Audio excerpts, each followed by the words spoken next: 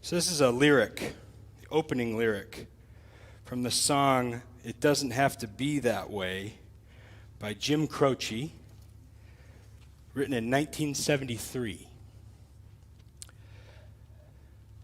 Snowy nights and Christmas lights, icy window panes,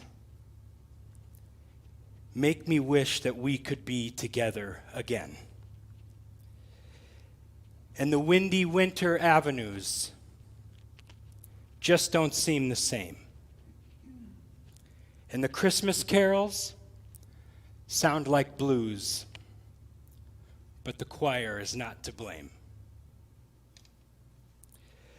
Believe it or not, that verse above is one of my favorite verses of any Christmas song. I don't think it was intended to be a Christmas song, but I do hear it played more often this time of year.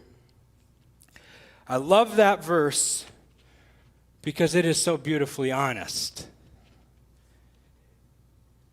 It represents the struggles that many have this particular time of year. And that for some of us, it takes a bit longer than others to get into the Christmas spirit. Of course, Christmas time is full of genuine joy and festivity. And it brings so much life to people and families and communities. I love it. Christmas is my favorite holiday. And what is often under-recognized is how deeply sorrowful this time of year can be for many.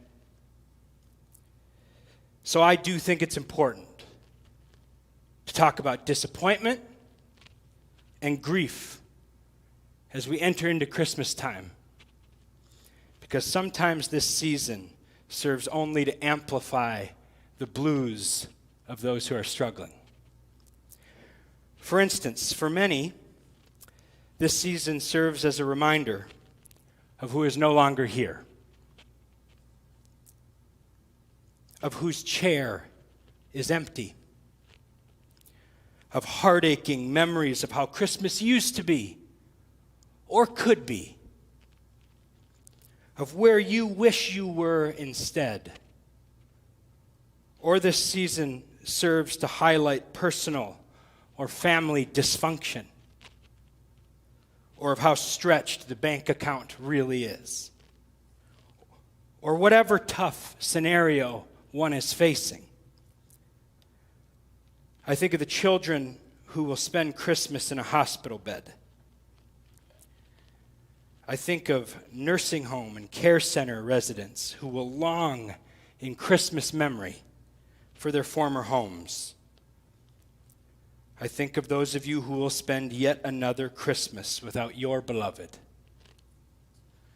I think of the laid off, the overstretched parents, the lonely, the prisoner, the refugee, the soldier, the overworked, the poor, the orphan, and the widow, all for whom this season will be heavy with levels of disappointment and grief, all for whom the Christmas carols will sound like blues. And this may seem an odd or unfitting emphasis this close to Christmas, but our biblical rhythms in this season do acknowledge disappointment and grief in this time of year. Look no further than our Advent gospel today. When John heard in prison what the Messiah was doing, he sent word by his disciples and said to Jesus, "Are you the one who is to come? Or are we to wait for another?" Matthew 11, 2-3. That is John the Baptist in prison, disappointed and frustrated with Jesus. And he's grieving the tragic way his life has turned out. So he fires a question of lament at Jesus. Are you really the one or not? Do you make a difference or not? Because I've been talking you up, yet here I am, stuck in prison. Things are not right. You see, earlier in the Gospel of Matthew, the 3rd chapter, John the Baptist spoke with great excitement of the one who was coming, a Messiah who was going to be a fixer, the ultimate champion, a political conqueror of dramatic proportions. That's what John was expecting in Jesus, a warrior king who would change the system. But alas, here in Matthew 11, John finds himself in prison because of the corrupt systems that he was hoping Jesus would overcome. One theologian writes, sitting alone in a prison cell, John is at best disappointed.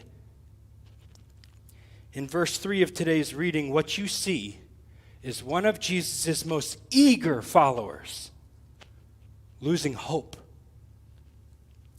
And that same theologian adds that John, therefore, makes a tremendously sympathetic character at this time of year.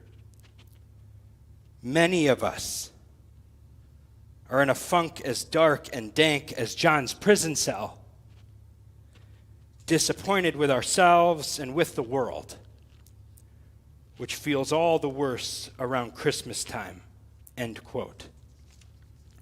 So perhaps John the Baptist in this moment is reflective of where some of you or someone you know may be in this moment. Sad, lonely, grieving, stressed, or losing hope. And how did Jesus ultimately respond to John's grief? He sent him a messenger. He said, go and tell John what you hear and what you see. And tell him this. But first, one scholar insists that you imagine the scene. John in a dark prison, wondering if it gets better. Wondering what all this good news and hope is about, when all of a sudden there's a knock at the door. And the messenger enters and offers Jesus' reply. John, Jesus says, the blind receive their sight. The lame walk. The lepers are cleansed and the deaf hear. The dead are raised. And the poor, they have good news brought to them. So to John's disappointment and sadness, Jesus spoke of hope. Jesus spoke of the work he's determined to do.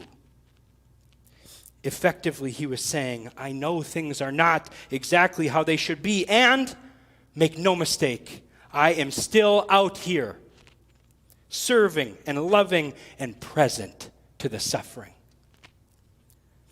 So to John's agony, Jesus reminded him that his work for and presence to the suffering continues and it will never stop. So to you, whose forms are bending low, as the great Christmas song lyric goes, to you who toil along the winding way, to you who are in the holiday blues, first, know that it is normal and common. And know that Jesus came to be with you in all of it. He came to give the blind their sight, the lame their walk, the diseased their dignity. He came to raise the dead and bring good news to the poor. He came to be with the laid off and the overstretched parent, the overworked, the sick, and the dying. And he came to be with the refugee, the grieving, and the soldier. He came to be with the orphan and the widow. He came to be with those for whom the Christmas carols sound like blues. Because he is our Emmanuel, our God with us. Amen.